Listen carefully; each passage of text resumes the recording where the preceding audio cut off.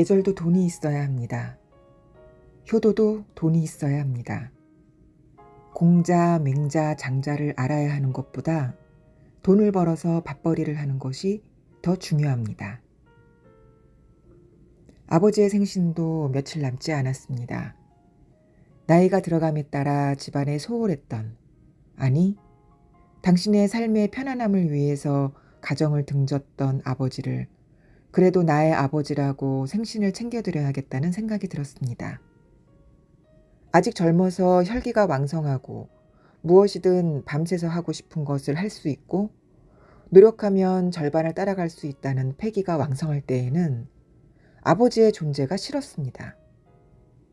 학교 다닐 때 등록금 한번 내어주신 적이 없었거든요.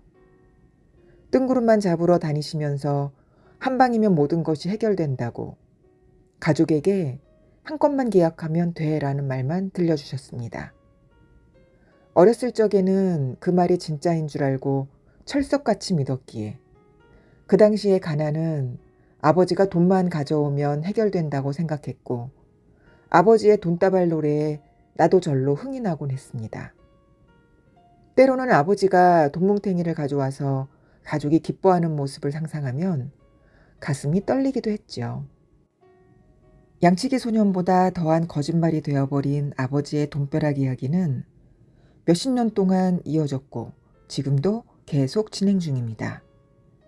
다만 이제는 아버지의 노랫가락은 그냥 바람처럼 흘러서 날아가는 먼지라는 진실을 알게 되었다는 거지요. 그런 아버지는 왜 땀 흘려 버는 돈은 무시하셨을까요? 그까짓것 월급 몇 푼 받아서 언제 집 사고 언제 잘 사냐면서 노동을 거부하신 아버지. 그까지 푼돈은 필요 없다고 하시면서 돈이 필요할 때면 어머니께 받아가셨던 푼돈은 도대체 어떻게 설명할 수 있을까요? 돈벼락을 막기 위한 도구라며 이까짓것 내가 지금 하고 있는 일만 잘 추진되면 집 한 채는 떨어진다며 가져간 푼돈으로 어머니는 자식들을 먹이고 가르치셨습니다.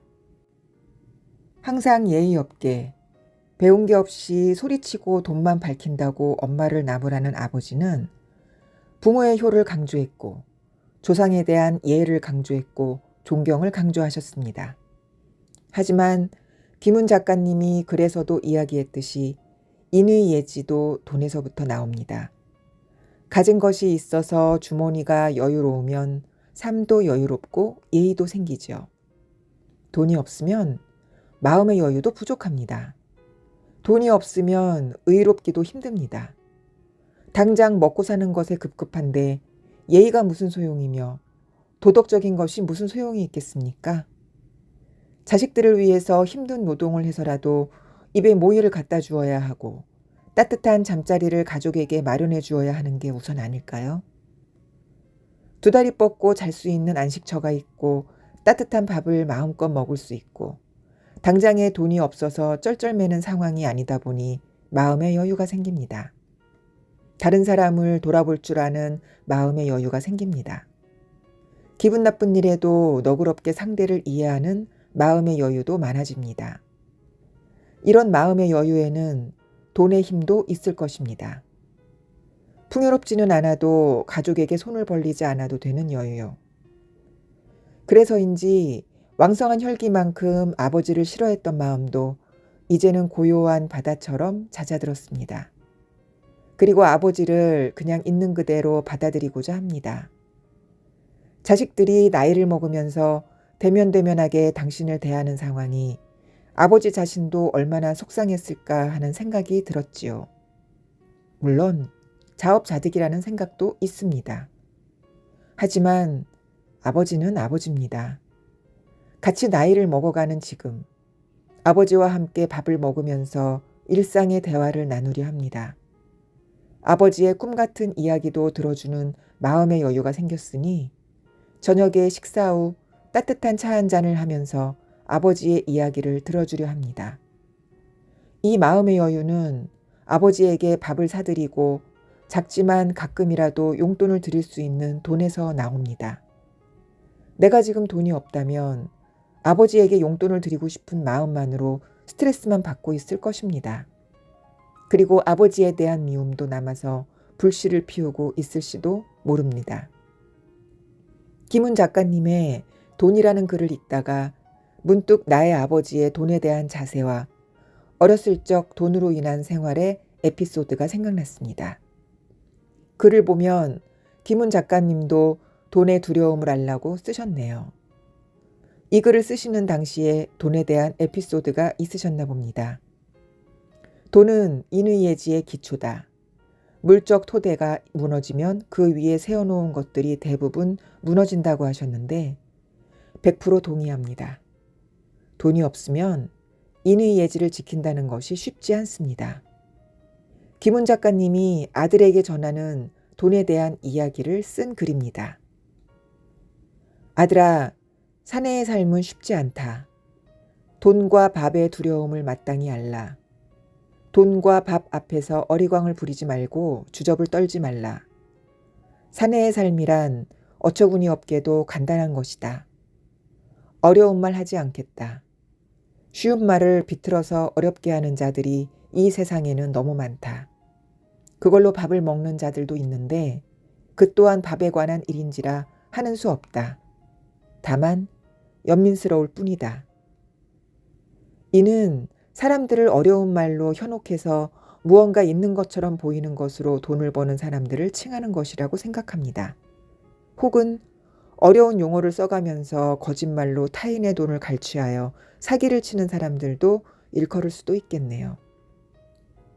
사내의 한 생애가 무엇인고 하니 이런지 폐지해서 돈을 벌어오는 것이다. 알겠느냐? 이 말이 너무 심하다고 생각하느냐? 그렇지 않다. 이 세상에는 돈보다 더 거룩하고 본질적인 국면이 반드시 있을 것이다. 그런데 얘야, 돈이 없다면 돈보다 더 큰 것들이 이루어질 수 있겠느냐? 부라. 돈은 인의예지의 기초다. 물적 토대가 무너지면 그 위에 세워놓은 것들이 대부분 무너진다. 이 사태는 인간의 삶의 적이다. 이것은 유물론이 아니고 경험칙이다. 이 경험칙은 과거와 미래에 대해서 공히 유효하다. 돈 없이도 혼자서 고상하게 잘난 척하면서 살 수 있다고 생각하지 말아라. 아마 그럴 수도 있겠지만 그러지 말아라. 추악하고 안쓰럽고 남사스럽다. 정말 뼈 때리는 글이 아닐 수 없습니다. 부모님께 효도를 하는 것도, 이웃을 도울 수 있는 것도, 내 자신을 위한 힐링을 할 수 있는 것도 돈이 있으면 기본적으로 다 됩니다. 돈 없이도 마음만으로 가능할 수도 있지만 돈으로 해줄 수 있는 물질적인 것들이 기초가 되는 것이 맞고요. 우리는 마땅히 돈의 소중함을 알고 돈을 사랑하고 존중해야 한다. 돈을 사랑하고 돈이 무엇인지를 아는 자들만이 마침 내 삶의 아름다움을 알고 삶을 긍정할 수가 있다. 주머니 속에 돈을 지니려면 어떻게 해야 하는가? 그 대답은 자명한 바이다. 돈을 벌어야 한다. 우리는 기어코 돈을 벌어야 하는 것이다. 노동의 고난으로 돈을 벌어야 하는 사내들은 돈을 사랑할 수 있게 된다. 돈은 지엄한 것이다. 아, 생의 외경. 이 외경스러운 도덕은 밥벌이를 통해서 실현할 수 있다. 돈이 있어야 밥을 벌 수 있다. 우리는 구석기 사내들처럼 자연으로부터 직접 먹거리를 포획할 수는 없다. 우리의 먹거리는 반드시 돈을 경유하게 되어 있다. 그런 점에서 우리의 노동은 소외된 노동이다. 밥은 끼니 때마다 온 식구들이 둘러앉아 함께 먹는 것이다. 밥이란 쌀을 삶는 것인데 그 의미 내용은 심오하다. 그것은 공맹노장보다 심오하다. 밥에 비할진데 유물론이나 유심론은 코올리게의 장난만도 못한 짓거리다. 다 큰 사내들은 이걸 혼동해서는 안 된다. 밥은 김이 모락모락 나면서 윤기 흐르는 나달들이 입속에서 개별적으로 씹히면서도 전체로서의 조화를 이룬다. 이게 목구멍을 넘어갈 때 느껴지는 그 비릿하고도 매끄러운 촉감. 이것이 바로 삶인 것이다.